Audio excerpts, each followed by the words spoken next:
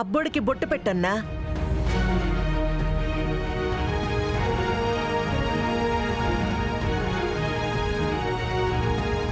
ఏందన్నా ఆలోచిస్తుండావు? అబ్బోడికి బొట్టు పెట్టు.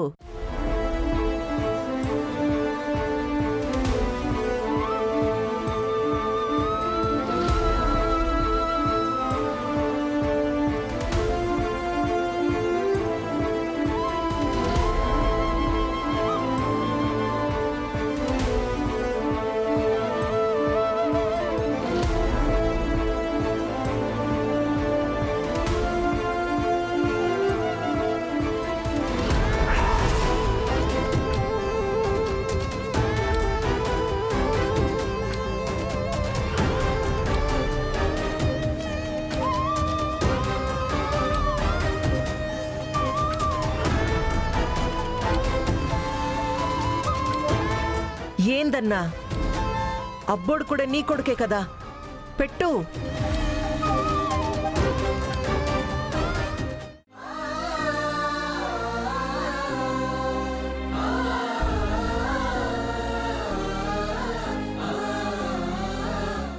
అన్నా నీళ్లు పోయాలన్నా. అయ్యా, నెత్తిన నీళ్లు పోస్తేనే శుభం జరుగుతుంది, లేదంటే అమంగళం. తీసుకో అన్నా.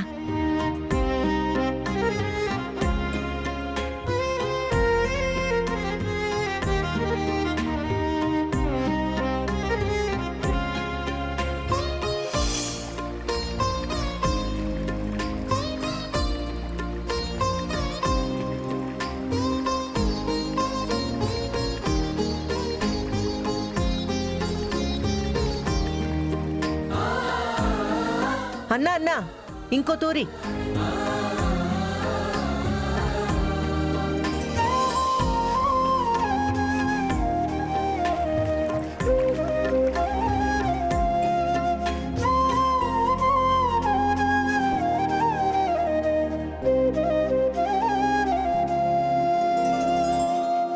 పోన్లేరా, మీ నాయన ఒప్పుకుంటాడో లేదో అనుకున్నాను. బొట్టు పెట్టి నెత్తి నీళ్లు పోసినాడు. ఇక ఈ పూజకి ఏ ఆటంకం లేదు. బిన్న రెడీ అయి రండి. మీ నాన్న చేత్తో కొత్త బట్టలు తీసుకోవాలి కదా. అర్జున్, వరుణ్, తొందరగా వెళ్ళండి. వెళ్ళరా, వెళ్ళు.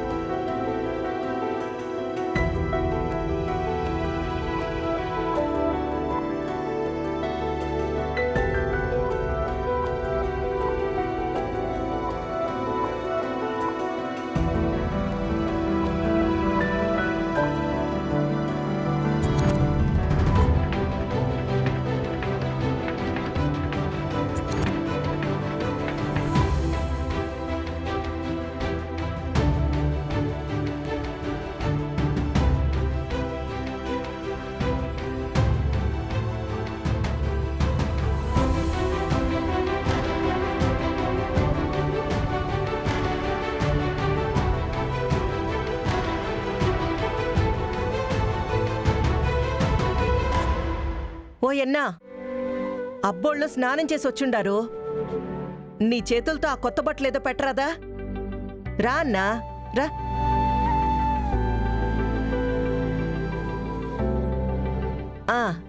ఇదిగో అన్నా, పెట్టు.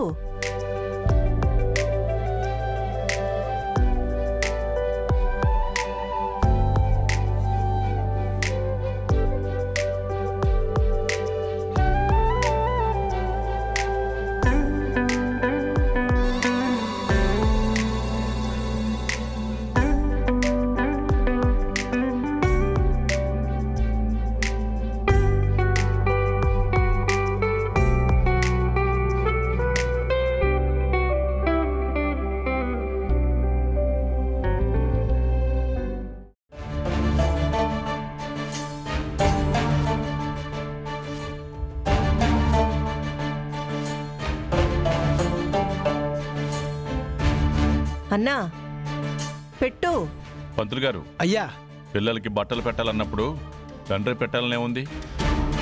ఇంటి పెద్ద కొడుకు కూడా తండ్రితో సమానం అంటారు కదా. అవును కృష్ణరాజు గారు, తండ్రి తర్వాత తండ్రి అన్నయ్యే కదా. అర్జున్,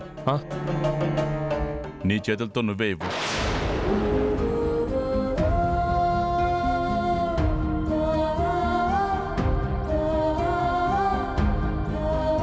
అర్జున్ రా.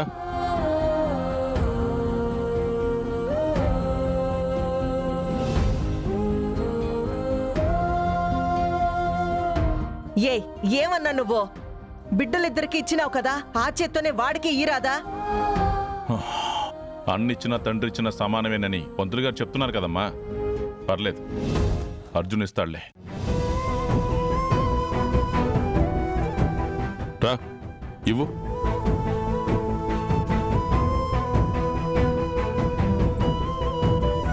పంతులు గారు, నాకు చిన్న అనుమానం. చెప్పమ్మా. తండ్రి తర్వాత తండ్రి పెద్ద కొడుకే, నిజమే. కానీ తండ్రి బ్రతికుండగా ఆ పెద్ద కొడుకు తండ్రి స్థానం తీసుకోవచ్చా? అది ధర్మమేనా?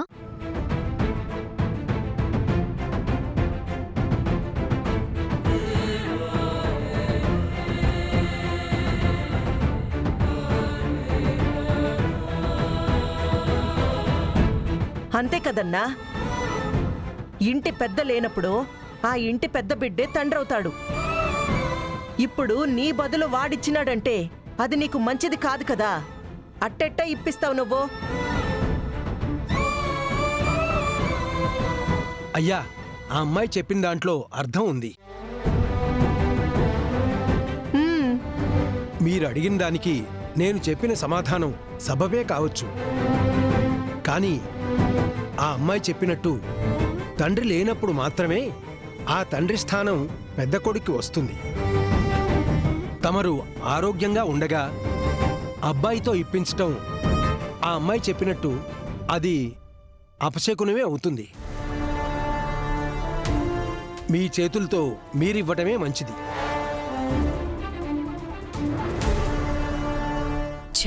దూరం పెరుగుతుంది అనుకునే కొద్దీ ఏదో రూపంలో దగ్గరవుతూనే ఉంది. పంతులు గారు చెప్పిన మాటకి విజయ అడ్డు చెప్పకుండా ఉంటే బాగుండేది. నా చెల్లి పూర్తిగా వాడి మాయలో పడిపోతుంది. నాన్న, మీరే ఇవ్వండి.